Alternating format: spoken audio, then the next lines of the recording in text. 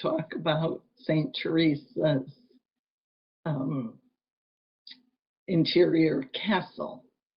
That's her most famous book. Uh, it's called The Interior Castle. Welcome back. And it's written by St. Teresa of Avila. And this is considered a spiritual masterpiece. This 16th century work was inspired by a mystical vision that she had. Her vision was of a luminous castle composed of 7 chambers or mansions, each representing different stages in the development of the human soul. So St. Teresa describes in this book how upon entering the castle through prayer and meditation, the human spirit experiences humility, detachment, suffering, and ultimately self-knowledge as the soul goes from room to room. Now, it's a little confusing because, of course, this is the soul, and it's the idea of exploring our inner person.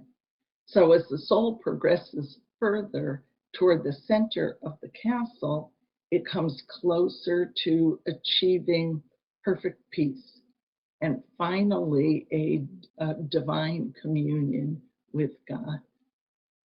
So one of the foremost writers on mental prayer, Teresa of Avila, said it this way: contemplative prayer, which she called mental prayer, is nothing else than a close sharing between friends.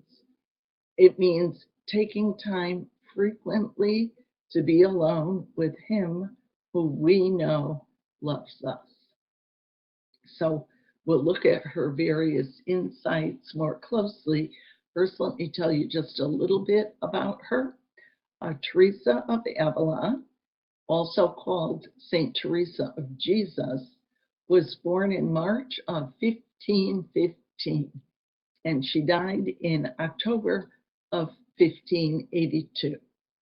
She was born into a family of Spanish nobility, yet she chose a monastic life in the Roman Catholic Church.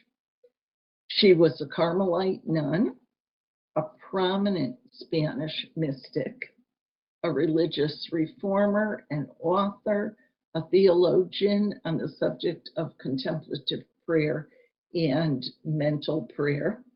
And she earned the rare distinction of being a doctor of the church. 40 years after she died in 1622, she was canonized. That means she was recognized as a saint in the church by Pope Gregory XV. And since then, she has become one of the patron saints of Spain. However, it wasn't until 1970 that Pope Paul V, proclaimed Teresa the first female doctor of the church in recognition of her centuries-long spiritual legacy.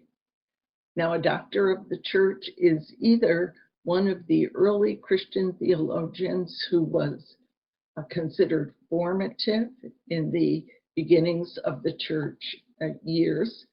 A good example would be St. Augustine, or someone who was later designated by one of the popes as a doctor of the church. A good example of this would be Thomas Aquinas, whom I'm sure you've all heard of. As I said, her most famous book, Interior Castle, traces the journey of a person's soul from the exoteric forms of worship, maybe even from a total disinterest in spirituality, through the various stages until union with the Lord is reached. And this union she refers to as a marriage. Obviously, she doesn't mean a physical marriage, but one of deep spiritual unity. I'm going to be paying special attention at this time to the beginning of the book, the beginning of the soul's journey. Just one side note, the quotes that I use will be Teresa's words, but I have used inclusive language throughout. At the time of her writing, it was customary to use only the male pronoun when both genders were indicated. She wrote, of course, in Spanish, and that's still the usage in modern Spanish. But for various reasons, I like to use inclusive nouns and pronouns. So I'll use things like person, people, humans, his and hers, etc. So St. Teresa's narrative begins when she had a vision of the human spirit as the interior castle. And her writing is addressed to the sisters in the convent under her care.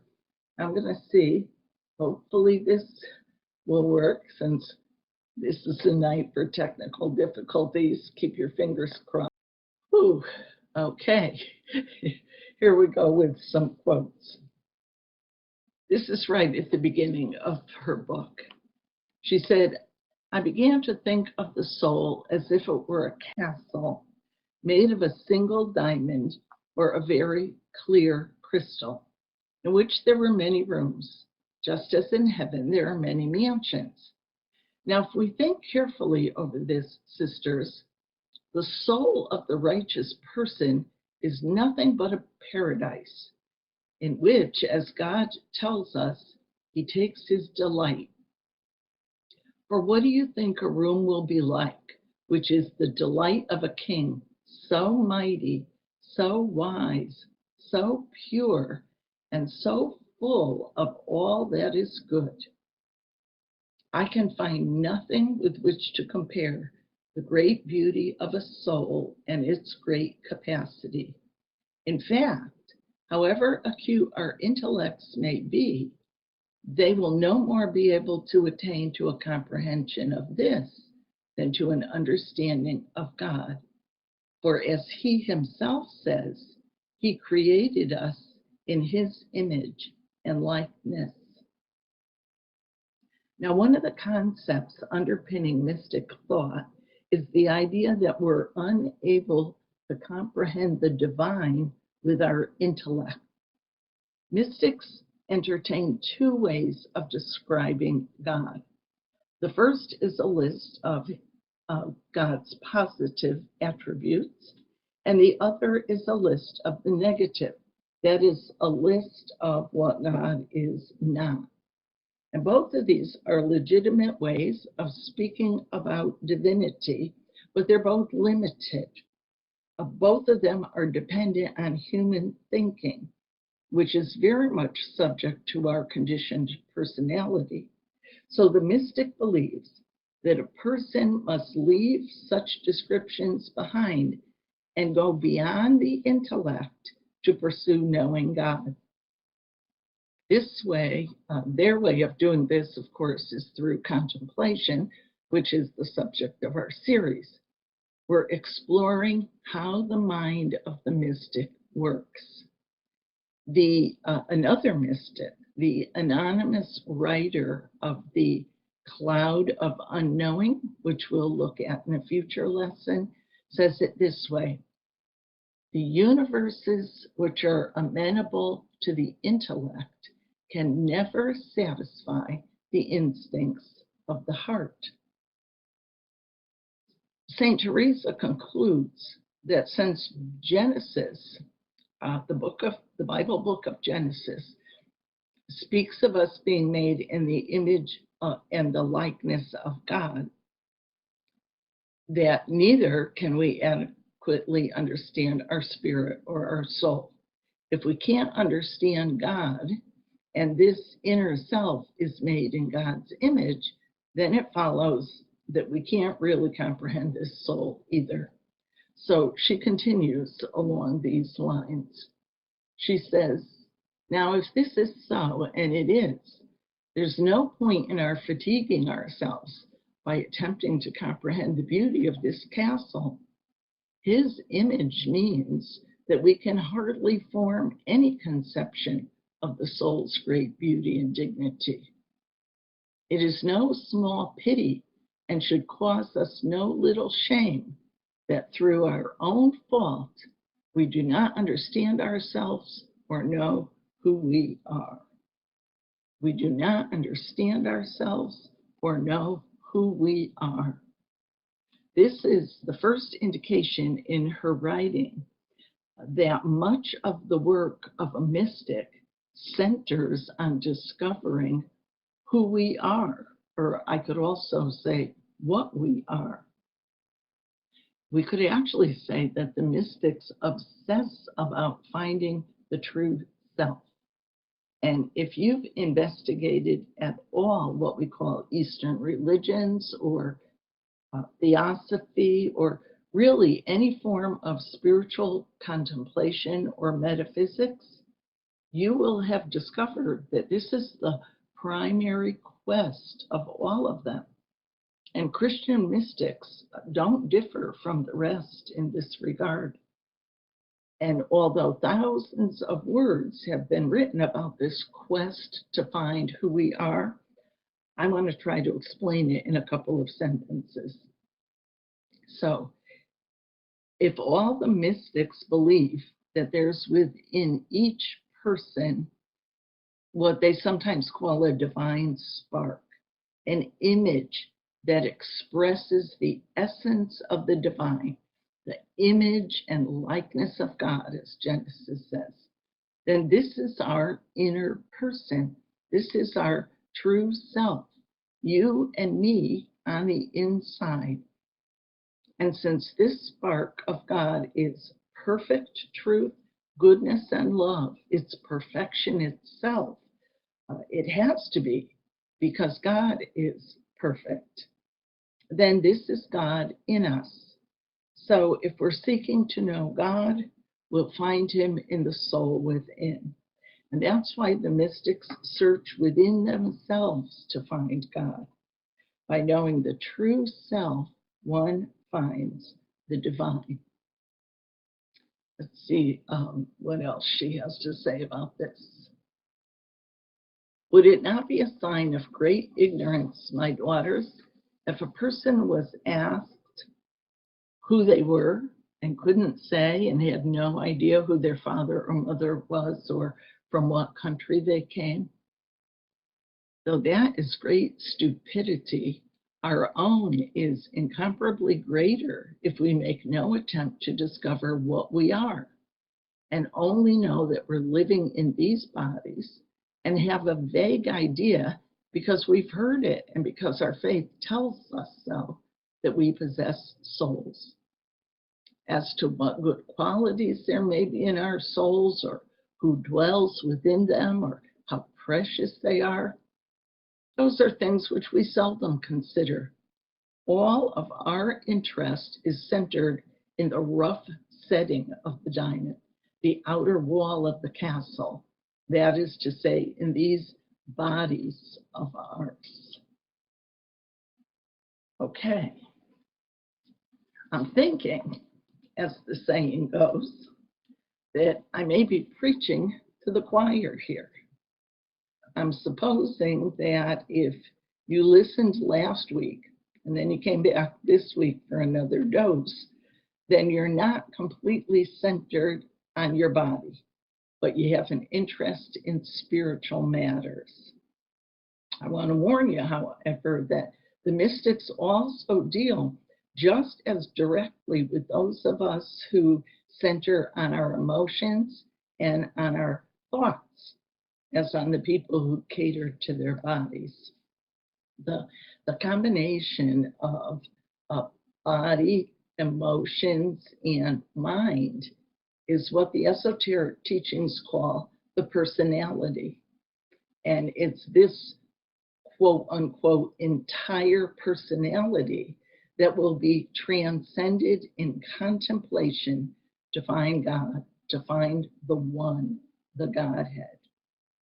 we'll see a bit of how this works in the mechanism of mystical prayer in future lessons, but I want to see what else Teresa has to say about this interior castle. Now, this next part is from chapter 4, and I want to read this, and then I'll do a flashback to chapters 2 and 3, which lead up to this. Here she's describing 2 ways of experiencing some satisfaction, some exaltation from praying. Maybe we could call it a breakthrough. You'll find it said over and over by the mystics and others that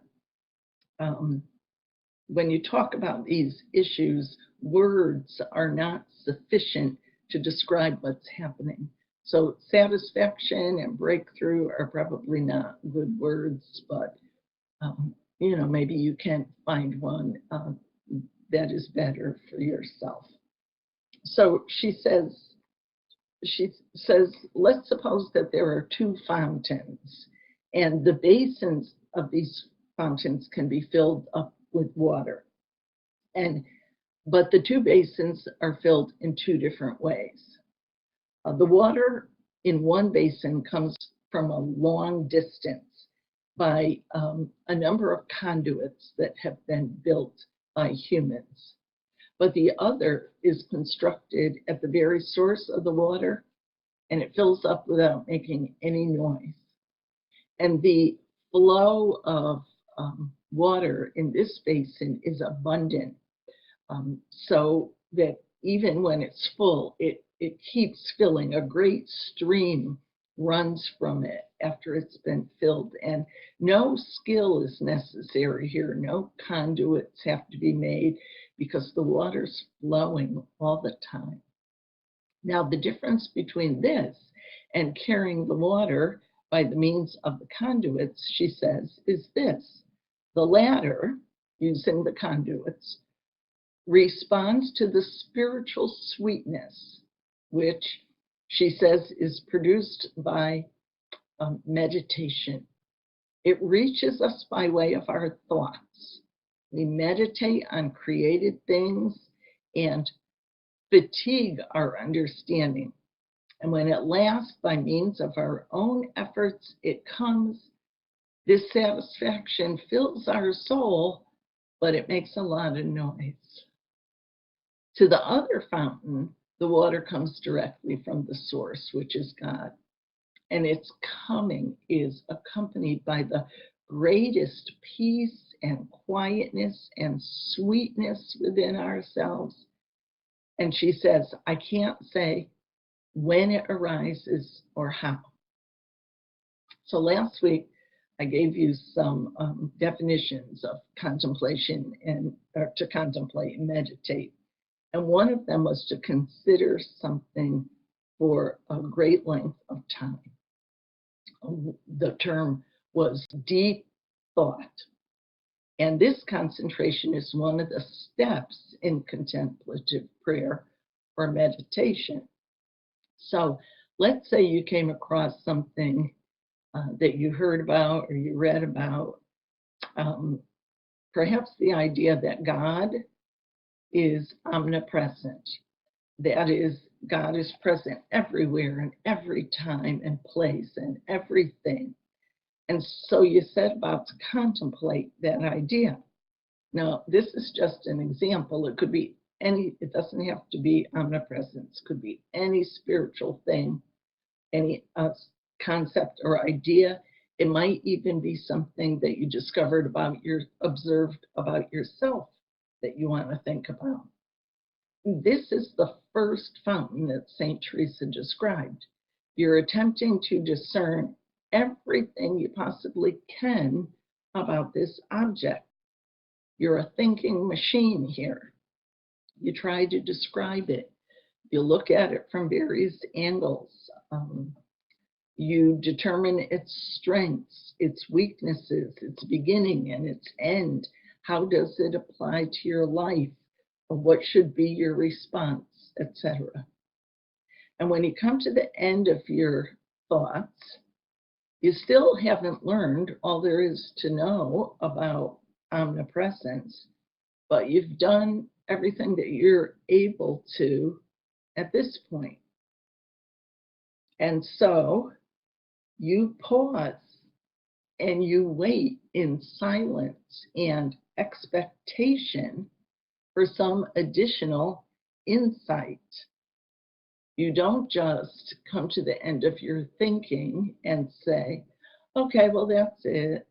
That's all I can figure out for now. I'll come back to it later. Hopefully, you will pause in that point of expectation where you just listen and try to maintain complete stillness. And if some additional insight comes, you're gratified and you can add some small bit of wisdom. Now, this is one form of meditating. Perhaps this is what God meant when he told Joshua to meditate on his law day and night.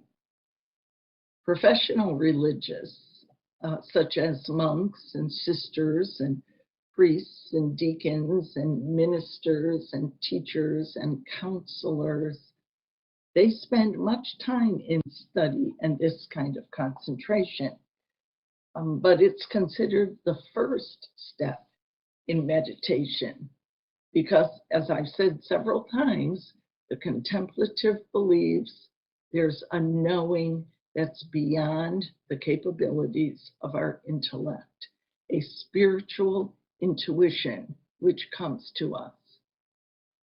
Teresa indicates that sometimes we reach this same place of consolation without the struggle, without spending all that time thinking. We put ourselves in a position to receive, and we do. But we do so without any of the human effort that I've described. All the people who are trying to have some kind of a spiritual life realize that when we begin, we have some house cleaning to do. As St. Teresa describes the first few rooms of her castle, she mentions, this is in chapters 2 and 3, that they have snakes in them. Well, she means, of course, that when we begin our quest, we have characteristics, motives, attitudes, and behaviors that are undesirable and will need to be corrected. This is always mentioned by spiritual teachers, whether it's Moses and his over 600 laws of conduct, or Jesus, or Muhammad, or John Calvin, or Joyce Meyer, or your local minister. Everybody agrees that some things just need to be corrected. These are the critters who follow us into the castle. And a large part of the mystic idea of know thyself, it involves being aware of these traits and eliminating them. And in the interior castle, this happens in the first few rooms, before there's any mention of being filled with the Spirit or receiving consolations or visions or psychic or spiritual powers.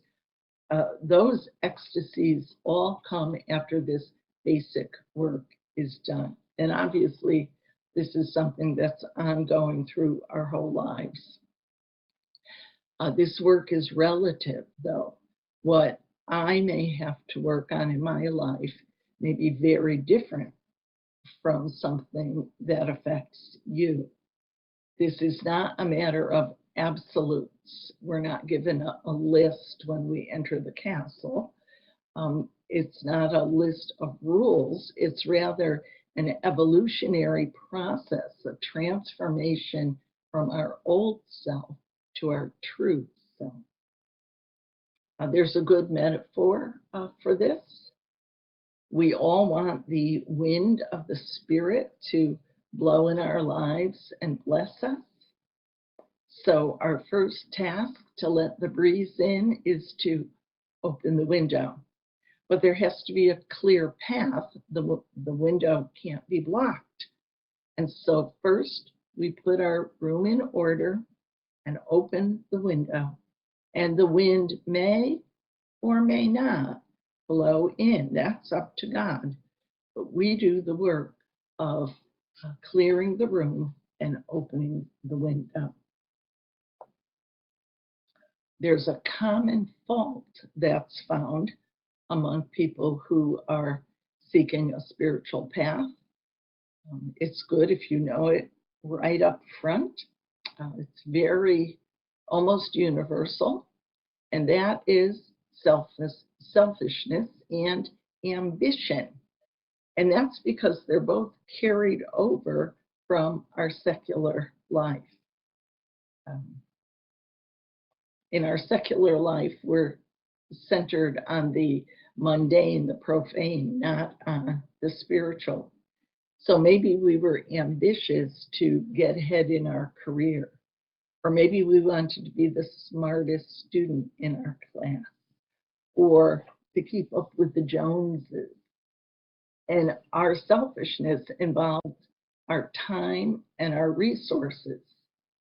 And when we live identified with our bodies and these desires, we wanted things that made us feel successful and satisfied. So the question is, why then would somebody be investigating a more spiritual lifestyle? Is it because they want to know more than all the other people in their church? Is it because they want psychic or spiritual powers?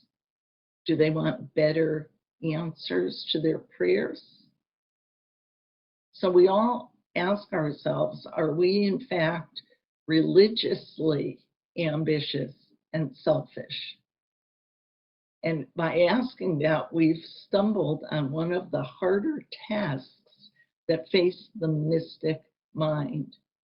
They have to discover who and what they really are, and then leave behind anything that hinders their unity with the one. A similar quote from another mystic, Meister Eckhart.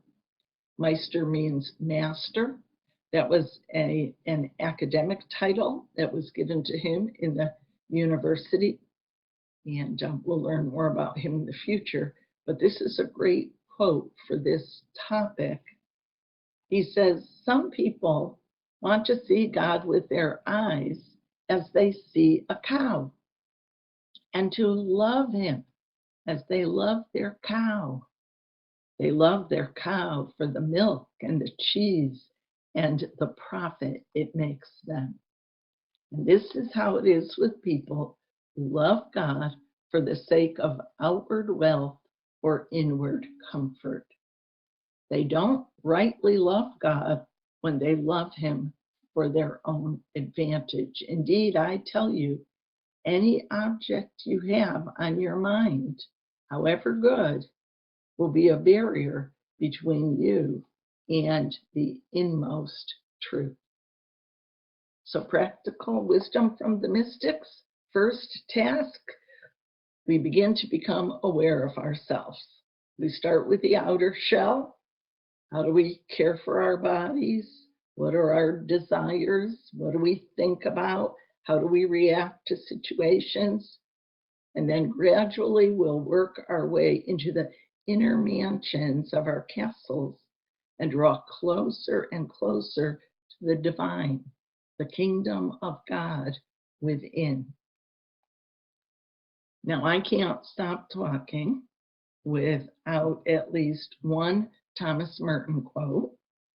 Thomas Merton says, the first step toward finding God, who is truth, is to discover the truth about myself. And if I find, let me back up. The first step toward finding God, who is truth, is to discover the truth about myself. And if I have been in error, this first step to truth is the discovery of my error.